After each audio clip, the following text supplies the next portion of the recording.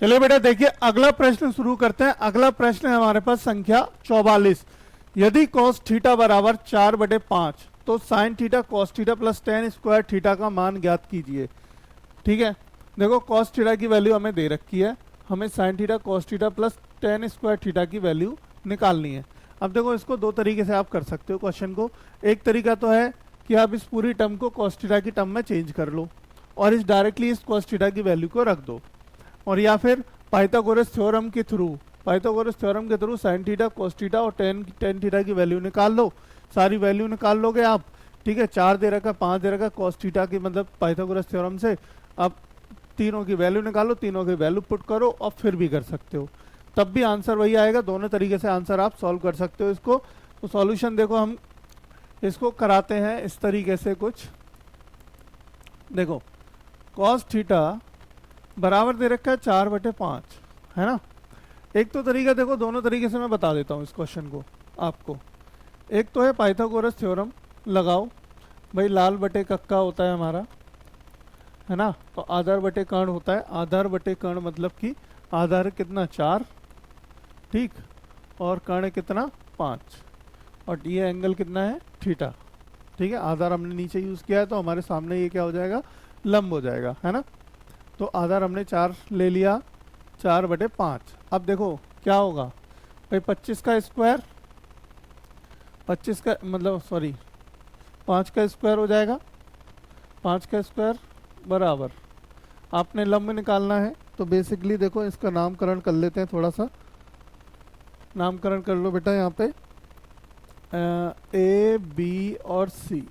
ठीक है, तो देखो ए सी का स्क्वायर बराबर होगा ए बी का स्क्वायर माइनस बी सी का स्क्वायर। ठीक है, तो ए सी का स्क्वायर बराबर कितना हो गया, 5 5 25, 25 माइनस 4 चौक 16 बराबर 9। इसका मतलब ए सी की वैल्यू कितनी आ गई, 3 आ गई। तो 3 आ गया ए सी। अब देखो यहाँ पे साइन थीटा क्या होता है भाई, साइन थीटा की वैल्यू निकाल लो। साइन थीटा की वैल्यू क्या होगी, लंब बटे कर्ण यानी 3/5, है ना। और कॉस थीटा की वैल्यू हमें दे ही रखी है। टेन थीटा की वैल्यू निकाल लो। टेन थीटा की वैल्यू क्या होगी बताओ। टेन थीटा की वैल्यू है हमारे पास कितनी, टेन होता है हमारे पास लंब बटे आधार मतलब 3/4। ठीक है, तो ये हो गई हमारी तीनों वैल्यू। अब आपकी वैल्यूज पुट कर दो यहाँ पे। तो साइन थीटा वैल्यू लेके चल लेते हैं, हमें जो दिया है अकॉर्डिंग टू क्वेश्चन, प्रश्न अनुसार लेके चलते हैं कि sine theta cos theta plus tan square theta दे रखा है। अब साइन थीटा क्या दिया है, निकल के आया 3/5 गुणा कॉस थीटा क्या निकल के आया 3/4 प्लस हमारे पास क्या है tan कितना है, tan है हमारे पास 3/4, ये tan थीटा की वैल्यू है बराबर tan थीटा। अब ये स्क्वायर दे रखा है तो 3 का स्क्वायर हो जाएगा 9 और 4 का हो जाएगा 16। ठीक है, अब देखो इनका गुणा करो जरा, ये हो गया कितना 5 चौक 20 और ये हो गया 3 तिया 9 प्लस 9/16। ठीक है,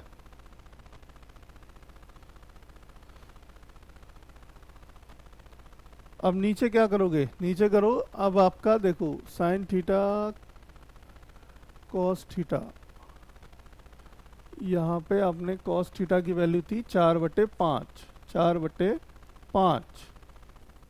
देखो यहाँ पे एक वैल्यू गलत लिख दी हमने, 3/5 तो साइन थीटा की थी, कॉस थीटा की वैल्यू थी 4/5। ठीक है, और ये टेन थीटा की वैल्यू निकल के आई 3/4, तो 3/4 का स्क्वायर दे रखा है तो स्क्वायर कर दो। ठीक है, अब यहाँ पे देखो 25 हो गया, ये कितना हो गया, ये 25 हो गया। अब देखो, अब गुणा करो जरा, नीचे एलसीएम ले लो, 16 गुणा 25 और ये ऊपर हो गया 4 तिया 12। यहाँ पे थोड़ा सा देखो ये सब ध्यान रखोगे आप, ये हो गया 4 तिया 12। अब देखो 12 गुणा 25 से 25 कट गया 16, है ना, प्लस 16 से 16 कट गया 25 गुणा 9, ये निकल के आया आपका। अब देखो, अब इसको करो, 16 से गुणा करो, 16 दूनी 32 का 2 हासिल लगे 3, 16 एकम 16 और 3 19 यानी 192 प्लस, और इसका गुणा करो 25 निम्मा 225 बटे 16 पंजे 80 का 0 हासिल लगे 8, 16 दूनी 32 और 4, 32 और 8 कितने हो गए 40, यानी 400। ठीक है, ऊपर सम करो जरा, 5 और 2 7, ठीक है, 2 और 1 11, लगा 3 और 1 4, 417 बटे 4, 400। ये आ गया आपका आंसर, ये वैल्यू आ गई देखो आपकी निकल के। एक तरीका तो ये है इसको सॉल्व करने का, ठीक है, सिंपल वे में। आपने बस आपको कॉस थीटा की वैल्यू दे रखी थी, आपने निकाल ली पाइथागोरस थ्योरम से, आपने एक आधार मतलब सबकी साइन कॉस टेन की वैल्यू निकाल लो, वैल्यू पुट करो, आंसर आ जाएगा। सिंपल तरीका है ये। दूसरा तरीका क्या है इसको सॉल्व करने का? दूसरा तरीका ये है, मैं कहूँगा कि इस पूरी टर्म को आप कॉस की फॉर्म में चेंज कर लो। साइन को क्या लिख सकते हैं बताओ? साइन स्क्वायर थीटा से प्लस कॉस स्क्वायर थीटा बराबर 1 होता है। साइन स्क्वायर थीटा बराबर हो गया 1 minus cos square theta, sine theta बराबर हो गया अंडर रूट में 1 माइनस कॉस स्क्वायर थीटा। तो एक तो वो हो गया, एक टर्म हो गई वो। साइन थीटा को क्या लिख सकते हैं? स्क्वायर रूट में 1 minus cos square theta. Cos में चेंज हो गया साइन। टेन को क्या लिख सकते हैं? टेन को लिख सकते हैं हम क्या? Sign square theta upon cos square theta, है ना? Sine square upon cos square theta लिख सकते हैं, या फिर आप लिख सकते हो क्या 1 अपॉन में लिख सकते हैं। ठीक है,